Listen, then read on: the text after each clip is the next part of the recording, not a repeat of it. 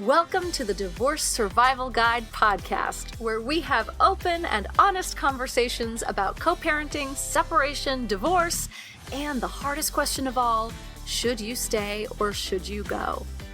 I'm Kate Anthony, your divorce survival guide, and I'm here to help you navigate some of the roughest waters you've ever swum in and answer some of your toughest questions. I've been to hell and back, and now it's my mission in life to help you get to the other side of this process with your sanity and your heart intact. Hey everyone, welcome back. So today is a solo episode. I haven't done one of these in a while, but it's more than a solo episode. It's actually the official launch of the pre-sale push for my book. So as you all know, the D word, making the ultimate decision about your marriage, comes out December 26th.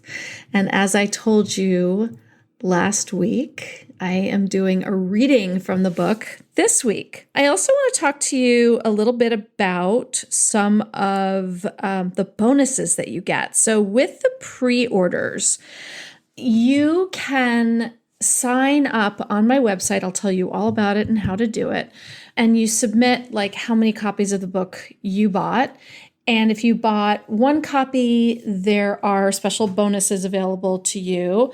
If you bought 2 copies, there are other bonuses available to you. And if you bought 10 or more, God love you, there are other bonuses available. Now, really the people who are going to be buying 10 or more copies, hopefully, will be people that are in the divorce industry, people like divorce attorneys and therapists. And if you are among my audience right now, if anyone who is a professional who has people coming to them, with attorneys, people come before they've made the decision. They're still trying to decide, right? As I recommend in my work, like if you're trying to decide, like go to an attorney, find out what your rights are. Let's like get the ball rolling in terms of just, you need to know certain things before you can make this decision, right? So I would love it for professionals who are in that position to have a stack of these books in their offices, because if you're not a trained professional in this exact thing, you can hand them a book and then you will forever be remembered as the person who gave this client the book that helped them make the ultimate decision. That's my plug. But so I have these bonus structures. And again, all of this is on my website at kateanthony.com/dword. And that's one word, D-word. But the bonus structure I will tell you about now. So if you pre-order 1 copy, you get a sneak peek at the introduction of the D word. So I will send you a PDF of the introduction so you can basically start reading right away. And then extra bonus for you, I'm reading chapter 3 to you today. So you're getting a good chunk of the book in advance. If you pre-order 1 copy, you also get my all new, revised, new and improved inner guide meditation, as well as a second meditation that will help you revisit your inner guide. I have clients that do this daily. So it's a really great guided meditation. So 2 guided meditations. You'll also get the D word workbook and all of the other resources that are associated with the D word that come with the book. So it's a pretty sweet deal. You get 1 copy and you get all this other stuff, all this other great stuff too. Now, if you order 2 copies, one for you and one for your best friend who's been complaining to you for eons about her marriage, you get all of that, right? The introduction, the inner guide, the revisit your inner guide, the workbook, all of the resources. You also get access to my 90-minute workshop, Tackling Codependence, and $50 off of my online program, Should I Stay or Should I Go? Now, if you pre-order 10 copies, you get all of that, all the way down to Tackling Codependence. And then you get a 60-minute call with me that you can use however you see fit. So if you buy 10 copies of this book, you get basically a free coaching call with me. You can have it be for you if you need it. You can give it to a client if you want to give it away to someone in your group.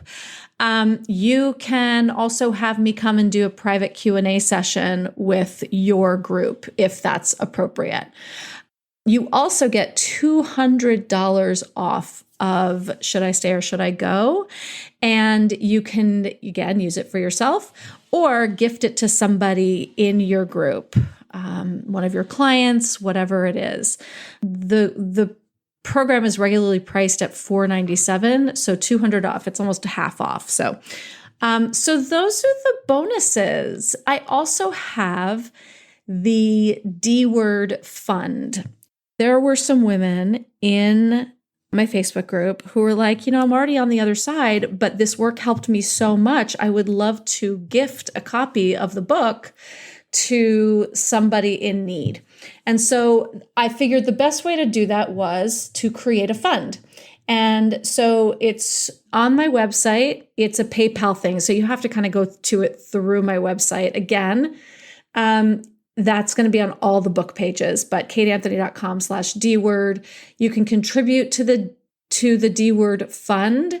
$18 will buy one book for somebody, and you can donate as much as you want to that fund.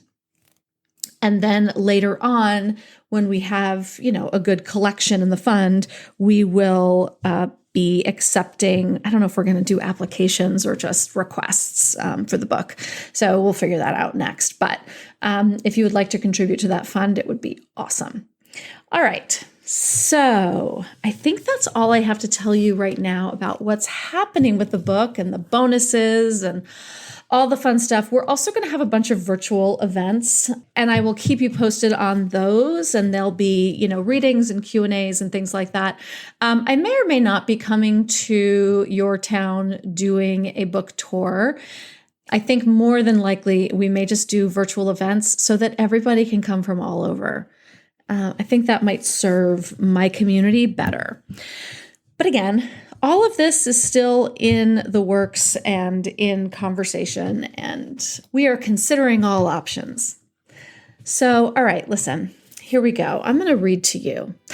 Story time. It's story time, everybody. This is from The D-Word, Making the Ultimate Decision About Your Marriage by me. And I'm going to read you some of chapter 3. Chapter 3 is called Why Are Women So Unhappy in Their Marriages? How Marriage Exhausts Women and Benefits Men. I hear time and again, he's a good guy, I just don't feel it anymore. Or he's a good guy, he just has anger issues. Or he's fine, why can't I just be happy? When I dig more deeply into these relationships, there's almost always more going on than meets the eye. Often, he's really not a good guy after all. In fact, many of these men are actually abusive. Sometimes he is a good guy, but a victim, as we all are, of a system that prioritizes men over women financially, emotionally, and in labor. And as a result, he prioritizes his own needs, time, or money over his partner's. He may not mean to do so, but internalized patriarchy is real, and as such, many men who truly feel that they love and respect their wives may still unintentionally treat them with less respect than they deserve. In this chapter, I address some of the systemic issues that impact marriages, much of which are more obvious in cis-hetero relationships. Because of this, I've used more gendered language here. However, because of the systemic nature of these issues, they're not unique to heterosexual relationships, and I've seen them play out in the marriages of lesbians I've worked with as well.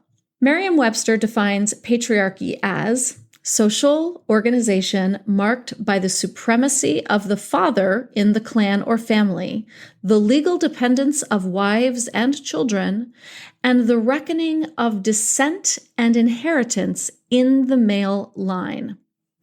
Control by men of a disproportionately large share of power, and a society or institution organized according to the principles or practices of patriarchy. So in other words, patriarchy is a society in which men control a disproportionate amount of power and in which wives and children are legally dependent upon such men. The United States was built on the foundation of patriarchy, slavery, and genocide. How else could cisgender, heterosexual white men build and maintain all that power and control were it not for the unpaid labor of women and people of color?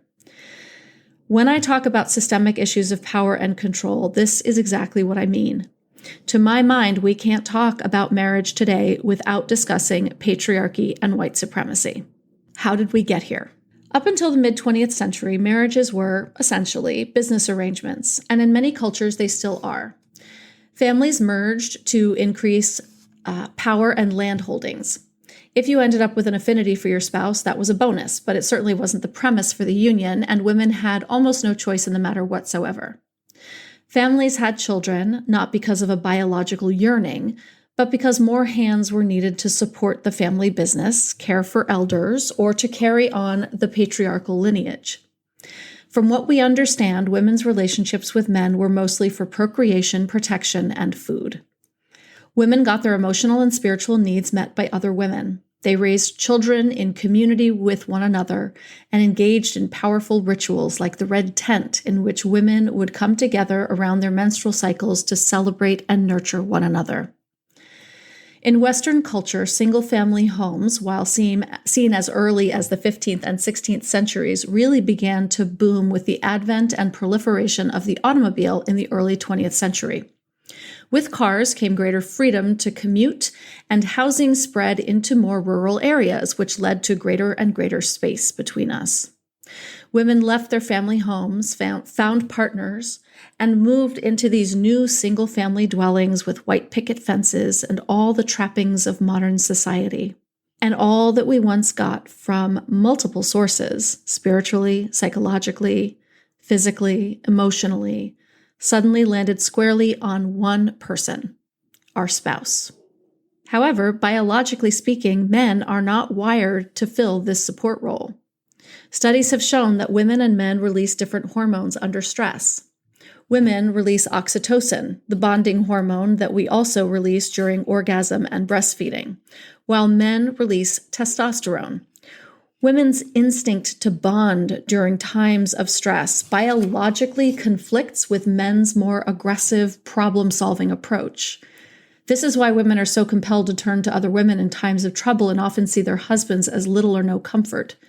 It's also why women feel that men don't understand them or aren't there for them when they need them, and why men sometimes look at us like we're aliens with three heads when we tell them that we don't want them to solve our problems, we just need them to listen. For all our advances, the one thing that we have lost, and that women instinctively crave, is coming together in ritual, sharing the burden of motherhood and womanhood itself. This is why we start book clubs and rarely read or talk about the books. It was never about the books. It was always about the gathering. It's also why, if you ask any woman, she'll jump at the idea of living in a community of other women. This isn't simply because we want to share community and support with other women. It's because we viscerally understand that the patriarchy has its very roots in our oppression.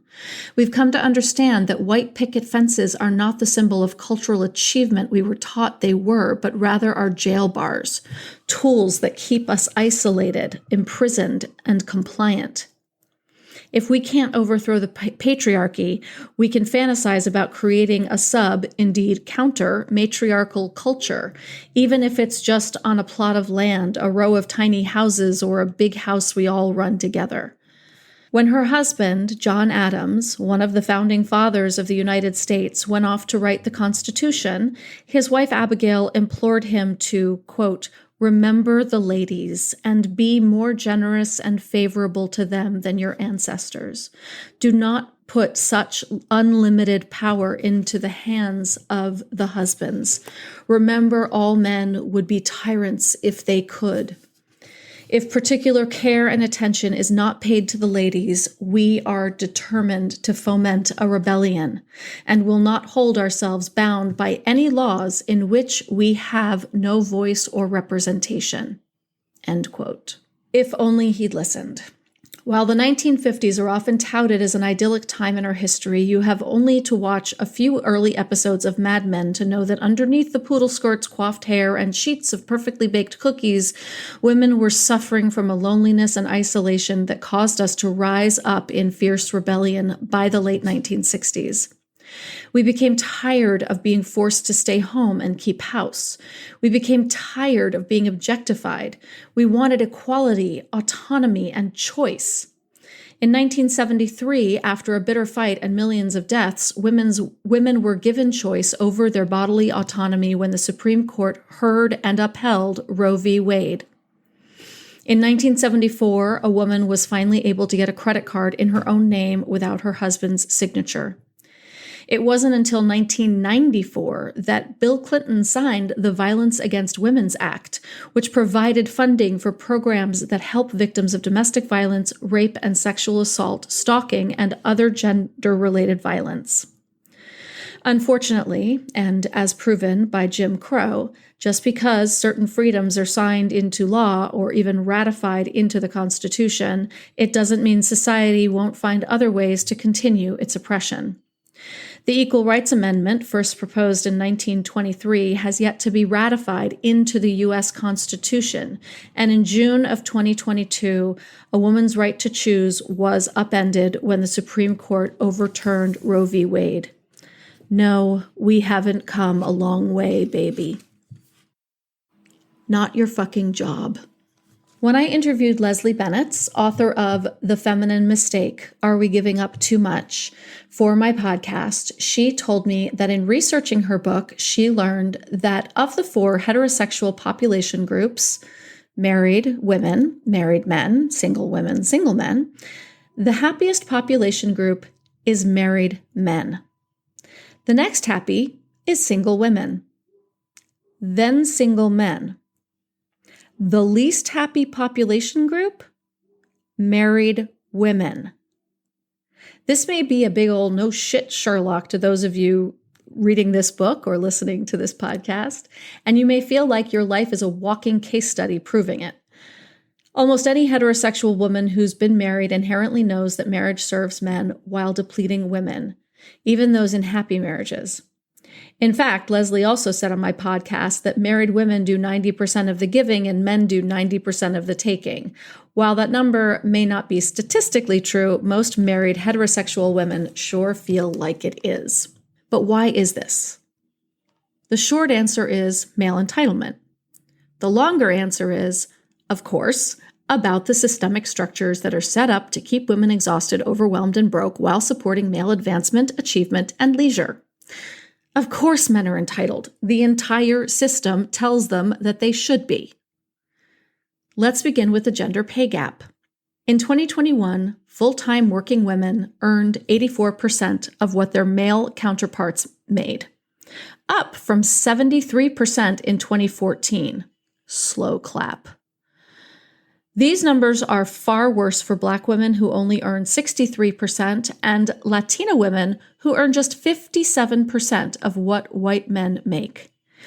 This means that on average, women earn 84 cents for every dollar earned by a man, and Black women earn 63 cents for every dollar earned by a white man, and Latina women earn 57 cents for every dollar a white man earns.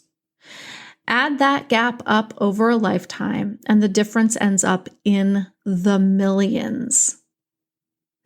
And what about the unpaid work that American women do? Raising the children, keeping house, managing budgets and medical care, and everything else. As MarketWatch declared in their April 15th, 2018 headline, "Women's unpaid work is the backbone of the American economy." The 40-hour work week was designed by and for men who had wives at home to take care of all the domestic labor. But when women entered the workforce, men didn't pick up their fair share of the domestic labor to make it possible. Women just had to work 2 jobs, one at the office and one at home, often called the second shift. Over time, we've raised enough hell over this that more men than ever before are stepping up to the plate at home. But even those who think that they do equal domestic labor have been proven wrong in scientific studies. A Pew Research study done in 2015 proved that, despite the fact that fathers said that they shared home and child responsibilities equally, moms actually did significantly more. In fact, after having one child, a woman's total work, including domestic and paid work outside the home, increased by 21 hours per week, while men's total work increased by only 12.5 hours. Oh, and men tend to enjoy 3 more hours of leisure time per week than women do.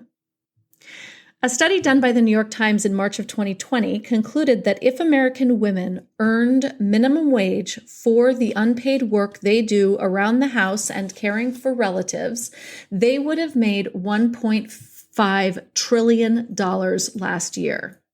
Now, in March of 2020, the federal minimum wage was $7.25 and had been since 2009.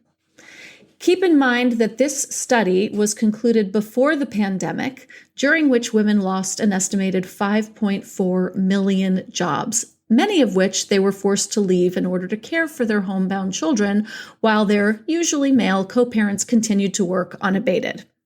We earn less while working the same jobs and do more in the house. Add a global pandemic and we lose our jobs and increase domestic labor. Kind of like the 1950s. Awesome. Is it any wonder that married women are the least happy population group? 69% of heterosexual divorces are initiated by women, and men are often blindsided when their wives file for divorce. They don't take their wives seriously when they beg them to step up in the house, to do more domestic labor, to go to therapy with them, because they can't understand what the problem is.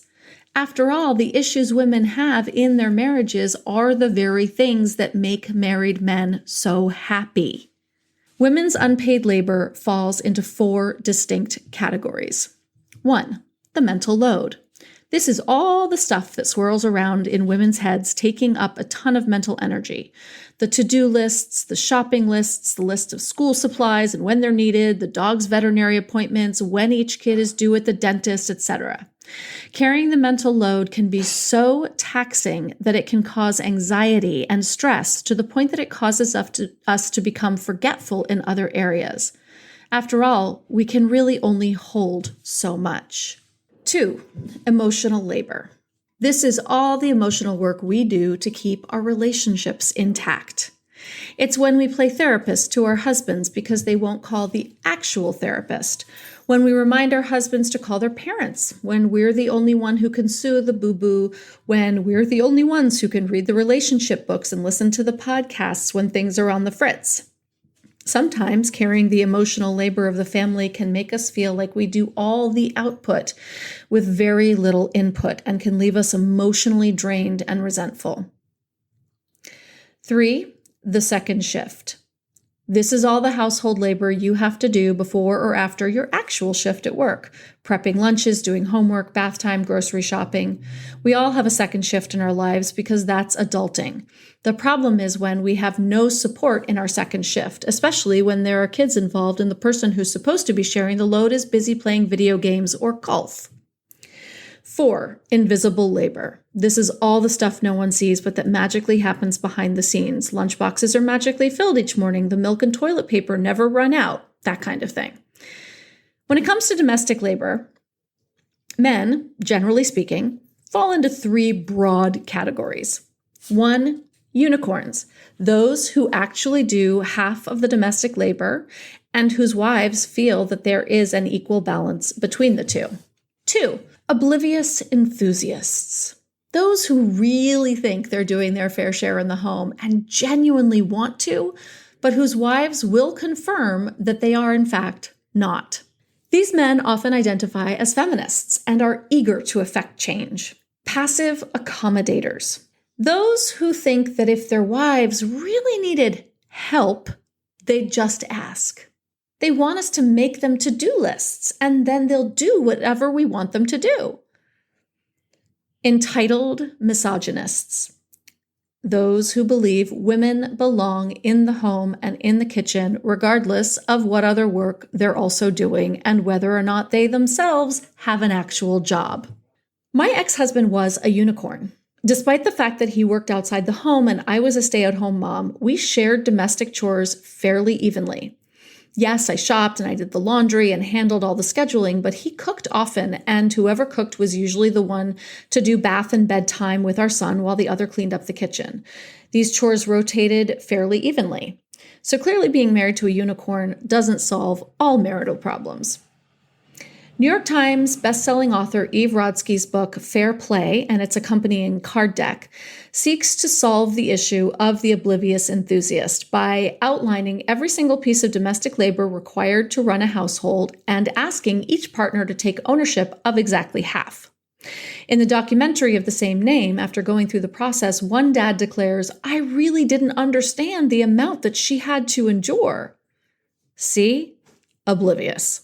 Rodsky argues that when men take on their share of domestic labor and they experience ownership in the domestic space, they have the opportunity to connect more deeply with their children and feel like active participants in their family life. These men feel empowered. Intimacy with their wives increases because their wives are not utterly exhausted, overwhelmed, and resentful. Marriage to an oblivious enthusiast can improve dramatically with the opening up of dialogue and with him taking the lead in doing some research. But do we really need a card game to teach men how to do their fair share? And it's not like men, even oblivious enthusiasts, are running out to buy the books or games because they don't even see the problem. So yet again, it's one more thing that women need to do. Feminist writer Zon Valines said in a February 19th, 2023 Facebook post, "Men are not dumb or incompetent. They can see when their partners are working. They can observe that the family needs food to survive and that someone needs to procure that food from the grocery store. Don't let society tell you this is complicated and requires even more work from you to fix." Valines argues that we support the idea that men don't know how to participate in domestic labor by asking women to take on the additional labor of teaching them what needs to be done and how. She goes on to say, endless articles suggest that if we just ask for it in the right way, or offer the right incentive, or use the right combination of words, or spend enough time learning about our partners to understand their motives, everything can change. All of which adds up to emotional labor of women in our quest to reduce our domestic load. Then there's the passive accommodator. He thinks that if his wife really needed his help, she'd just ask. The word help implies that domestic labor is a woman's job and men are merely our assistants. This mentality and language are rampant among men and women. I implore you to watch your use of the word help. Do you ask your husband to help with dinner or putting the kids to bed? Do you ask for help taking the kids to school? Notice how often you use it in your household and try to stop. Remember, you're modeling something to your kids here. What do you want it to be? In her viral cartoon, You Should Have Asked, cartoonist Emma writes, when a man expects his partner to ask him to do things, he's viewing her as the manager of household chores. So it's up to her to know what needs to be done and when. The problem with that is that planning and organizing things is already a full-time job. Realize that it's not your fucking job to tell a grown-ass human being that the laundry needs to be done, or that dinner needs to be made, or that the kids need a bath, or that you're out of toothpaste. There is no genetic predisposition that makes women better at remembering all the stuff that needs to get done to run a house than men. People used to believe that women were better multitaskers than men, but it turns out that we're only better at it because we do it more. Our brains aren't naturally wired for this. We have more neural pathways developed around multitasking because we've been left to do so much of it. Chicken, meat, egg. The passive accommodator will also employ a sneaky little trick called weaponized incompetence or feigned incompetence, in which they pretend that they don't know how to do basic life stuff in order to get out of doing it. Case in point, the bumbling dad of commercials, TV shows, and movies. You should have asked is a form of weaponized incompetence in which someone pretends that they don't know how something works, so you have to teach them. Hi, emotional labor. Or better yet, they get away with not doing it because they simply don't know how. Women have to be careful about enabling weaponized incompetence. When our partners do a chore and they don't do it to our liking, we need to not swoop in and chastise them for doing it wrong and then do it the way we want it done. This solidifies their feelings of incompetence and guarantees that they'll never do said chore again, which is often the goal. We must give other adults the dignity of doing things themselves their way. It doesn't need to be done perfectly, it just needs to be done. And the only way we get things taken off of our plates is by allowing them to be on someone else's. By the way, this goes for your kids too. When teaching children how to do chores, allow them to do them their own way and imperfectly. This is how boys in particular learn not to become passive accommodators later in life. When Ruth Bader Ginsburg was founding the ACLU Women's Rights Project, while also teaching at Columbia University, while also litigating cases all over the country and in front of the Supreme Court before becoming a Supreme Court justice herself, while also raising 2 kids, she famously told her son's school, who called her often due to her son's hyperactivity, "This child has 2 parents. Please alternate calls for conferences." Interestingly enough, after this conversation, the calls slowed down and only came about once a semester. Justice Ginsburg concluded that the school began to think harder about calling a parent when they knew they had to interrupt a man's work rather than a woman's. As for the entitled misogynist, well, if you're married to a misogynist and you're wondering if you should stay or go, all I'd ask you to do is look back to your values and ask yourself if this is in alignment with who you are at your core, and if this is the domestic dynamic you want to model for your kids. Even if you've agreed to be a stay-at-home mom, domestic labor isn't a 9-to-5 job. A partner who goes to work 9 to 5, comes home and sits on the couch playing video games and doesn't participate in the house or with the children after they're done with work, while you run around cooking, cleaning, and taking care of the children after having done so all day long, is at best oblivious and at worst entitled. So what is the solution to all of this? We must be willing to communicate in our marriages because standing in the corner with steam coming out of our ears never solved anything. So have the conversation, but have it once and have it in detail. Tell your partner you're dissatisfied and exhausted and that even coming up with a solution to this issue puts more on your plate. Then ask them to come up with ways to solve the problem. Ask your partner what they suggest to minimize your load, and then see what they do. And every time they ask you for, quote, help, say, I'm sure you can figure it out. Rinse and repeat. I'm sure you can figure it out. Eventually they will, but only if you stop doing more than your share. There's a whole host of things I've seen women do and that I did in my marriage that are really not our jobs. The only way we get men to step up to the plate and do their fair share is by not doing all the things that are simply not your fucking job. Here's a list of other things that are not your job and that will help alleviate some of the labor on your plate. It's not your fucking job to coordinate his meals and snacks so he doesn't get hangry, to single-handedly bring passion to your relationship, to pack for him when he goes on trips, to shop and cook before you go out of town for the weekend, to create a to-do list for him, to force him to go to therapy, to be his therapist, to satisfy him sexually with no reciprocation, to be his Madonna and his whore, to remind him to take his meds, to be attractive enough to keep him from straying, to dye your hair, get a boob job, cut your hair, lose weight, gain weight, exercise, etc., in order to be enough for him. It's not your fucking job to be his mother, to bend yourself into pretzels to try to fill his void, to keep his schedule, to heal his trauma, to prove your worth, to remind him to attend parent-teacher conferences, to help him maintain relationships with his parents, siblings, children, and friends. It's not your fucking job to wake him up in the morning so that he gets to work on time. It's not your fucking job to put his happiness and comfort above your own.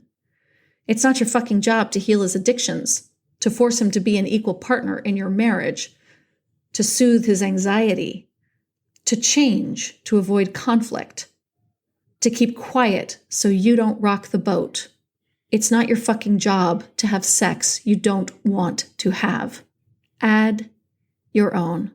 So at the end of that chapter, I have a bunch of lines for you to add your own list of things that are not your fucking job. So, my loves, I hope you enjoyed that chapter 3 of the D word, making the ultimate decision about your marriage. And I really hope that it inspires you, to buy the book, first and foremost.